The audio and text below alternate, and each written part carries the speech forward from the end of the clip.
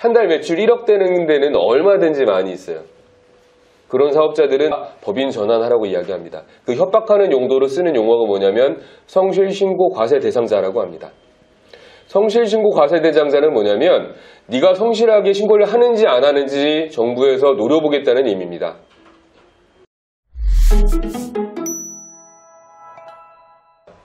정부에서는 법인 전환을 하라고 권고하고 있습니다. 무슨 이야기냐면 지금까지는 개인 사업자들이 사업을 하는 걸 많이 용인을 해줬어요. 근데 정부에서 개인 사업자들이 매출 신고를 하지 않고 누락을 시키고 제대로 사업을 하지 않고 가라로 사업을 하는 거에 대해서 몰라서 잡지 않고 있었을까요? 알면서도 놔뒀을까요? 알면서도 놔뒀던 부분이 가장 큽니다. 개인 사업자를 처음부터 건드리기 시작한 게 어디였죠? 유흥업소 먼저 건드렸고요. 그 다음에 의사, 병원 쪽 많이 건드렸고요. 세 번째로 다단계 쪽도 건드렸고요. 프랜차이즈 쪽도 건드렸어요. 점점 정부에서는 개인 사업자를 조여오고 있습니다. 그 이유는 뭐냐면 정부는 돈이 없기 때문에 그렇습니다. 이게 과거에 어떤 일과 똑같냐면 예전에 우리가 017, 011 핸드폰을 썼다가 정부에서 010으로 통일하라고 하면서 핸드폰 번호가 다 010으로 통일된 것과 마찬가지 상황입니다. 앞으로 개인 사업자는 정말 로우한 개인 사업자가 아니라는 법인으로 전환이 될 겁니다. 그 기준을 말씀드릴게요. 제조업 기준으로 7억 5천 이상이면 법인으로 전환해야 됩니다. 앞으로 이 기준은 5억으로 바뀔 겁니다. 도소매 기준으로 지금까지는 15억이에요. 앞으로 10억까지 낮춰줄 거예요. 도소매 매출 10억이라고 해봐야 정말 우스운 금액입니다. 우리가 여기서 통하는 업체 하나만 하더라도 잘 되는 데는 한 달 매출액은 1억이 될 거예요. 매출이기 때문에. 순이익이 아니고 매출이잖아요. 한 달 매출 1억 되는 데는 얼마든지 많이 있어요. 그런 사업자들은 법인 전환하라고 이야기합니다. 그 협박하는 용도로 쓰는 용어가 뭐냐면 성실신고 과세 대상자라고 합니다.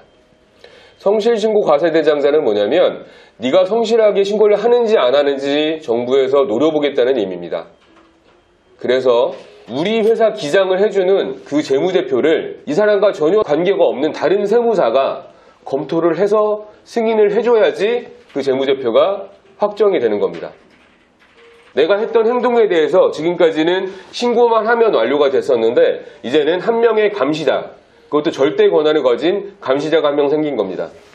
이렇게 되면 어떻게 되냐면 기존에 했던 3호를 넣어서 급여로 빼는 부분들, 내가 골프 치러 다녔던 부분들, 내가 의료비로 썼던 부분들, 회식하면서 썼던 부분들, 유흥으로 썼던 부분들, 지금까지는 가락기장으로 모든 것들이 다 타 있을 거예요. 개인 사업자 중에서 제대로 신고를 하는 개인 사업자는 한 명도 본 적이 없습니다. 그런 부분이 성실신고 과세 대상자가 되는 순간부터는 불가능하게 됩니다. 이걸 법인에서 얘기할 때 외감기업이라고 이야기합니다.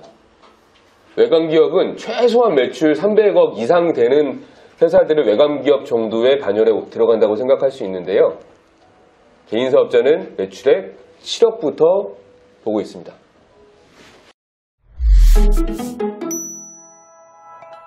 네, 안녕하세요. 부자사장연구소의 소장 이경입니다. 중소기업 대표님들을 위해서 컨설팅 회사를 운영하고 있습니다. 저에게 컨설팅을 의뢰하고 싶으신 분들은 아래 카페 부자사장연구소 오셔서 더 많은 정보 받아가셨으면 좋겠고요.